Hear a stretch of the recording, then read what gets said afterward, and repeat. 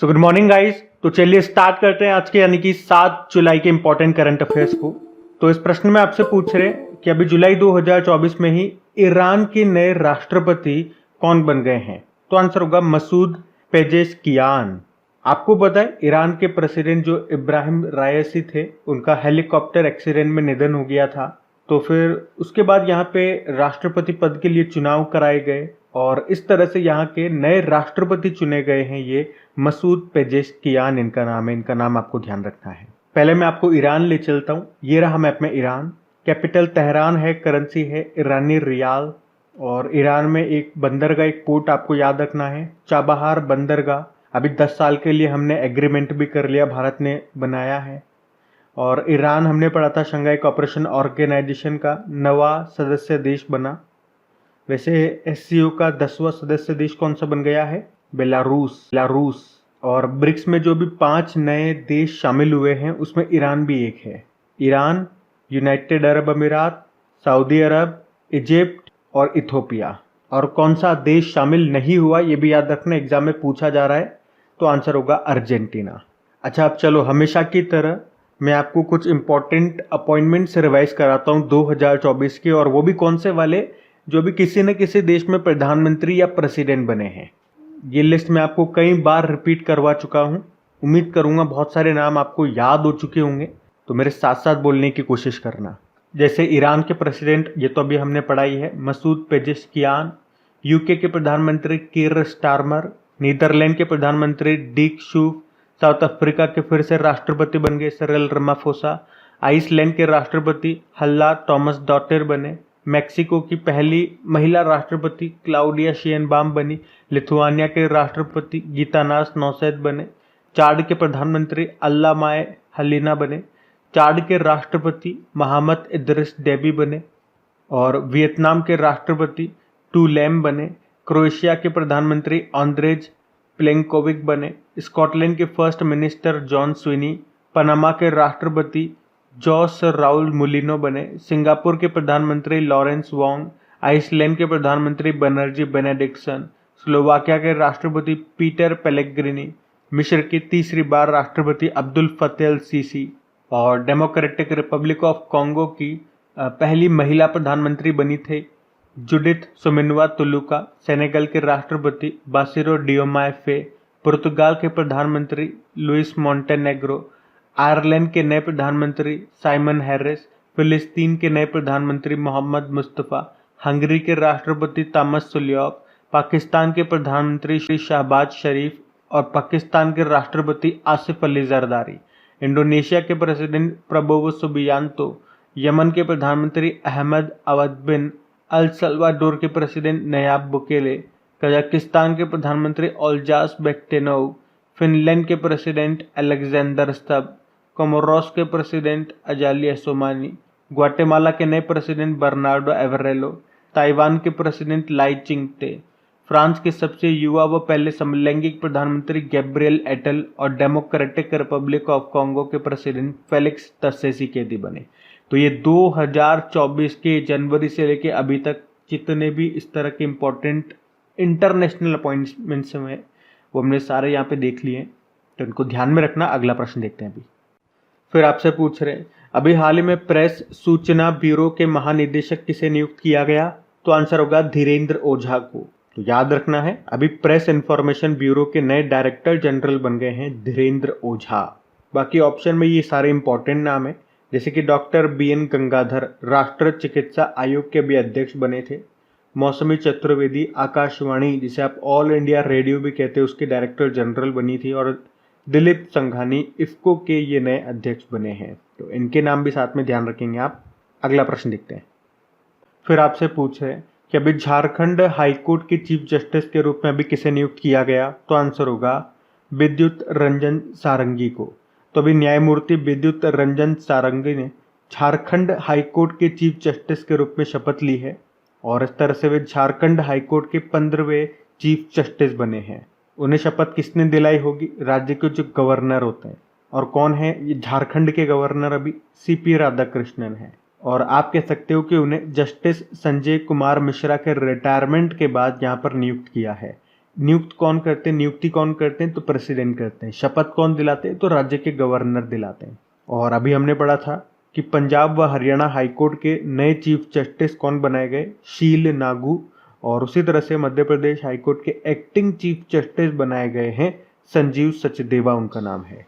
और हाईकोर्ट का उल्लेख संविधान के किस अनुच्छेद में है? 214 से लेके 231 तक में है। और पूछे कि हाईकोर्ट की पहली महिला जज कौन रही है, अन्ना चांडी, केरल हाईकोर्ट में। और हाईकोर्ट में पहली महिला चीफ जस्टिस लीला सेठ रही है, हिमाचल प्रदेश हाईकोर्ट में। और मैंने आपसे पूछा था किस अनुच्छेद के तहत हाईकोर्ट जो है ये रिट जारी करता है, तो आंसर होगा 226। वहीं सुप्रीम कोर्ट का प्रश्न मैंने आपसे पूछा था शायद कि सुप्रीम कोर्ट किस अनुच्छेद के तहत रिट जारी करता है, तो आंसर होगा आर्टिकल 32। तो ध्यान रखना ये। अभी अगला प्रश्न देखते हैं। फिर आपसे पूछ रहे हैं कि अभी हाल ही में किस देश ने garden rich ship builders and engineers को 800 टन महासागर गामी टग बनाने का ऑर्डर दिया, तो आंसर होगा बांग्लादेश ने। तो अभी बांग्लादेश की नौसेना ने एक MOU साइन किया है, मेमोरेंडम ऑफ अंडरस्टैंडिंग, यानी कि एक समझौता किया है garden rich ship builders and engineers Kolkata के साथ में। किसके लिए? 800 टन महासागर गामी टग बनाने के लिए। टग मतलब क्या होता है? तो समुद्र में जब कोई जहाज फंस जाता है तो उसे खींचने के लिए, उसे धक्का देने के लिए एक जो बोट होती है, देखा होगा आपने, उसे टग कहते हैं। और इसकी क्षमता कितनी होगी? 800 टन की इसकी क्षमता होगी, मतलब इतने टन को ये खींच सकती है बोट। और कौन बनाएगा ये? Garden rich ship builders and engineers limited. किसके लिए बनाएगा? बांग्लादेश के लिए। अच्छा, garden rich ship builders and engineers से याद रखना, अभी से सस्टेनेबल गवर्नेंस चैंपियन अवार्ड भी मिला था।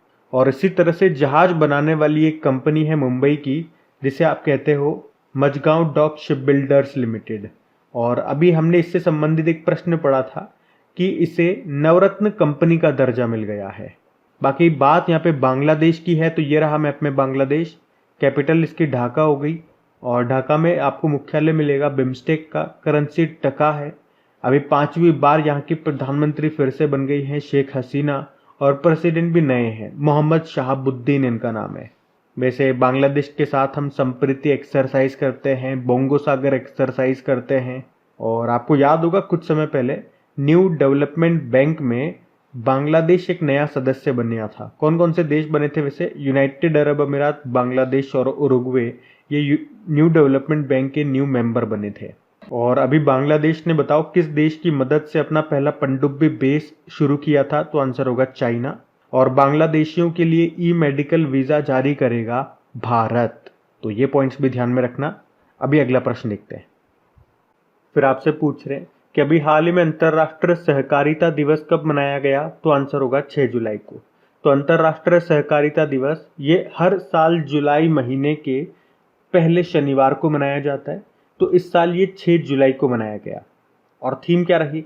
सहकारिता सभी के लिए बेहतर भविष्य का निर्माण करती है। वैसे आप जानते हो हमारे सहकारिता मंत्री यानी कि मिनिस्टर ऑफ कोऑपरेशन कौन है, तो आंसर होगा जो हमारे गृह मंत्री हैं, अमित शाह। अच्छा चलो देखते हैं अभी जुलाई में हमने कौन कौन से दिवस मनाए हैं। तो 1 जुलाई को 3 दिवस मनाए थे, national doctor day, GST day, national chartered accounts day. 2 जुलाई को वर्ल्ड स्पोर्ट्स जर्नलिस्ट डे यानी कि खेल पत्रकार दिवस और वर्ल्ड UFO डे। उसके अलावा 3 जुलाई को अंतर्राष्ट्रीय प्लास्टिक बैग मुक्त दिवस यानी कि international plastic bag free day, ये हमने 3 जुलाई को ही मनाया था। और अभी 6 जुलाई को ये अंतर्राष्ट्रीय सहकारिता दिवस के रूप में मनाया। तो अभी तक जुलाई में इतने ही दिवस मनाए हैं, इनको ध्यान में रखना। अगला प्रश्न देखते हैं। फिर आपसे पूछ रहे हैं कि कौन सा शहर पहली बार डूरंड कप के मैचों की मेजबानी कर रहा है, तो आंसर होगा जमशेदपुर। तो एशिया और भारत का सबसे पुराना क्लब आधारित फुटबॉल टूर्नामेंट है ये डूरंड कप, जिसकी शुरुआत हुई थी 1888 में। और 2024 में इसका ये 133वां संस्करण शुरू हो चुका है। अभी 27 जुलाई 2024 को ही, जो कि 31 अगस्त 2024 तक चलेगा, 4 शहरों में होगा ये। कहाँ कहाँ? पश्चिम बंगाल के कोलकाता में, असम के कोकराझार में, झारखंड के जमशेदपुर और मेघालय के शिलोंग में। और आप कह सकते हो पहली बार जमशेदपुर ये डूरंड कप मैचों की मेजबानी कर रहा है। अच्छा, इसका आयोजन कौन करता है? भारतीय सेना और अखिल भारतीय फुटबॉल महासंघ मिलकर के इसका आयोजन करते हैं।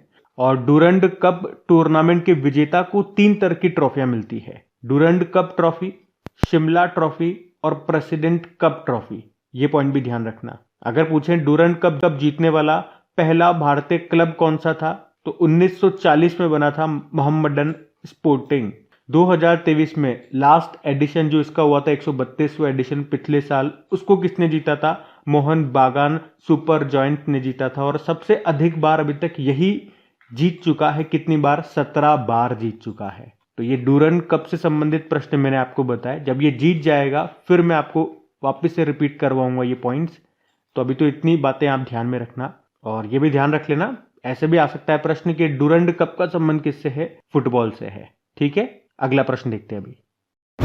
फिर आपसे पूछ रहे हैं कि वित्त वर्ष 2023-24 में भारत का रक्षा उत्पादन कितना पहुंच गया? तो आंसर होगा 1.27 लाख करोड़ रुपए। तो अभी हमारे जो रक्षा मंत्री है राजनाथ सिंह, अभी उन्होंने देश में 2023-24 में रक्षा उत्पादन का डेटा जारी किया है और इसमें बताया गया कि रक्षा उत्पादन में 2023-24 में अब तक की सबसे ज्यादा वृद्धि देखी गई है। अगर आप तुलना करोगे पिछले वित्त वर्ष के कंपेयर में तो 16.8% ये ज्यादा है। और अगर डेटा के रूप में हम बात करें यानी कि नंबर्स में, तो 2023-24 में 1,26,887 करोड़ रुपए का रक्षा उत्पादन हुआ है, जो मैंने आपको लगभग में बता दिया 1.27 लाख करोड़ रुपए। और आप देखोगे इसमें सार्वजनिक क्षेत्र का जो योगदान है वो 79.2% था और प्राइवेट सेक्टर का योगदान 20.8% था। तो ये आप ध्यान में रखना डेटा। बाकी देखो डिफेंस से संबंधित कुछ प्रश्न मैं आपको रिवाइज कराऊं तो आपको याद है भारतीय सेना ने स्वदेशी आसमी सब मशीन गन को शामिल किया है। अभी आर्मी का पहला स्किन बैंक कहां पे खुला? नई दिल्ली में। भारतीय नौसेना की पहली महिला हेलीकॉप्टर पायलट बनी है Anamika B Rajeev. Helen Mary Roberts का नाम याद है, अल्पसंख्यक समुदाय से पाकिस्तानी सेना की पहली महिला ब्रिगेडियर बनी है। और भारत किस देश से इग्ला एस वायु रक्षा प्रणाली लेगा? तो आंसर होगा रशिया से। और अभी भारतीय वायुसेना ने आगरा में एयर ड्रॉप के लिए पोर्टेबल हॉस्पिटल का परीक्षण किया था, मतलब उसे हवा से गिरा करके देखा था कि काम कर रहा है नहीं कर रहा। तो उसका नाम क्या है? उसका नाम भीष्म है।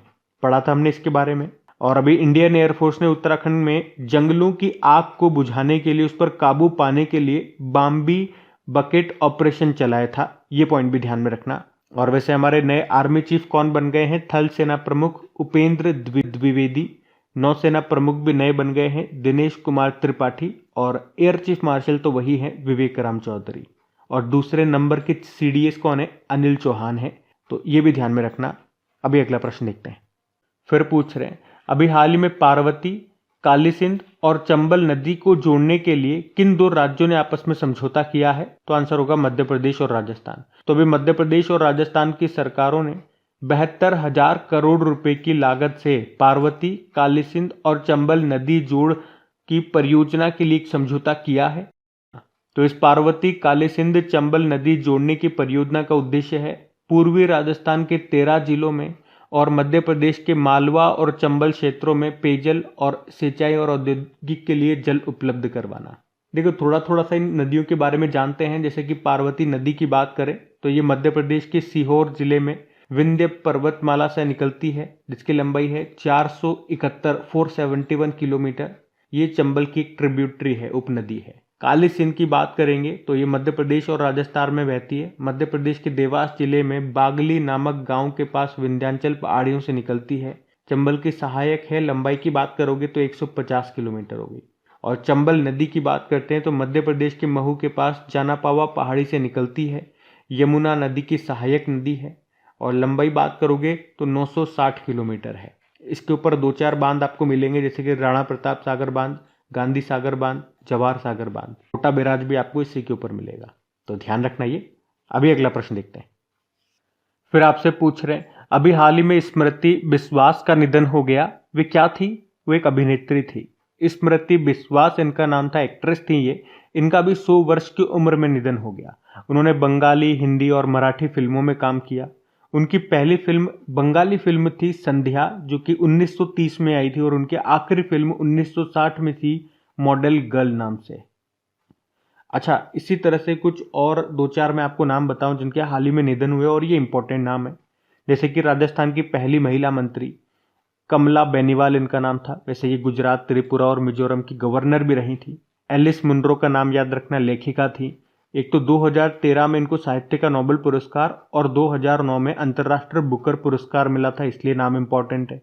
बिहार के पूर्व उप मुख्यमंत्री थे, डेप्यूटी सीएम थे सुशील मोदी, इनका भी निधन हो गया। एक ब्रिटिश फिजिसिस्ट थे पीटर हिग्स, उन्होंने हिग्स बोसोन पार्टिकल यानी कि पार्टिकल की खोज की थी, इनका भी निधन हो गया, नाम याद में रखना। और एक पॉल अलेक्जेंडर का नाम याद रखना, अमेरिकी लेखक थे। The man in the iron lung इनको कहा जाता था, इनका भी निधन हो गया। ये भी नाम इंपॉर्टेंट है। ये जो भी नाम मैं आपको एक्स्ट्रा में बताता हूँ ना, रिवाइज करवाता हूँ, जो भी इंपॉर्टेंट पॉइंट्स होते हैं वही मैं आपको रिवाइज कराता हूँ, तो ये ध्यान में रखना। अभी अगला प्रश्न देखते हैं। फिर आपसे पूछ रहे हैं कि अभी एमए पाठ्यक्रम में भगवद गीता को शामिल करने की घोषणा किसने की है? तो आंसर होगा इग्नू ने। इग्नू यानी कि Indira Gandhi national open university. तो इसमें एमए यानी कि मास्टर्स प्रोग्राम में 2024-25 से भगवद गीता को शामिल किया गया है। इसके लिए टोटल 500 सीटें होंगी और डिस्टेंस लर्निंग में अभी इसको शुरू किया गया है। अच्छा, यूजीसी का मतलब क्या होता है? University grants commission. आपको याद होगा इसने अभी सीयू चयन पोर्टल लॉन्च किया था, एक उत्साह और पीओपी पोर्टल लॉन्च किया था, एक शेरनी पोर्टल भी इसने ही लॉन्च किया था, ये भी ध्यान में रखना। तो गाइज, ये थी आज की आपकी करंट अफेयर्स की क्लास। कमेंट करके जरूर बताइएगा सेशन आपको कैसा लगा। वीडियो को अभी तक आपने लाइक नहीं किया तो प्लीज वीडियो को लाइक जरूर कीजिएगा और दोस्तों के साथ में एक बार शेयर जरूर कीजिएगा। चलो अभी कल के करंट अफेयर्स का मैं आपको क्विक रिवीजन करा दूं, फिर हम सेशन एंड करते हैं। तो यहाँ पे हम 6 जुलाई के इंपॉर्टेंट करंट अफेयर्स का क्विक रिवीजन कर रहे हैं। पहला प्रश्न पूछा था यूके के नए प्रधानमंत्री कौन बन गए? कीर स्टारमर। फिर पूछा अभी पेरिस 2024 और लॉस एंजल्स 2028 ओलंपिक खेलों के लिए भारतीय ओलंपिक संघ का स्पॉन्सर बनाया गया बीपीसीएल को। फिर पूछा भारतीय वायुसेना प्रमुख ने हथियार प्रणाली स्कूल का उद्घाटन कहाँ पे किया? हैदराबाद में। और पंजाब और हरियाणा हाईकोर्ट के नए चीफ जस्टिस बन गए हैं, शील नागू नाम है।